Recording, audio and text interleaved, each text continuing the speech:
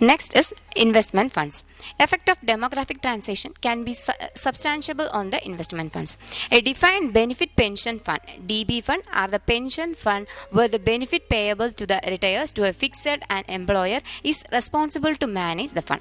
Some key terms for the DB funds are projected benefit obligations and projected liability based on the expected future increase in earnings. Funded status and pension funds will also able to meet the project benefit obligation and the discount rate, and the active lives and retirement benefit are currently savings of the retirement of cash flow, and retired leaves the retired people who are getting benefits of cash flow.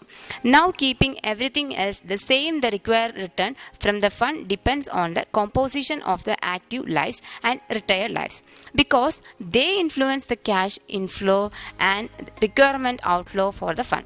Demographic transition can affect this composition. For example, an aging population will require higher return and higher contribution from the sponsor.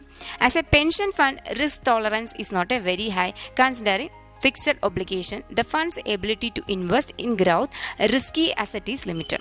That means larger contribution from the plan sponsor. The major conclusion of this demography is demography should be major consideration for strategic asset allocation. Investment for the long term, we can see here that it can have a multiple effect on the economy and financial system.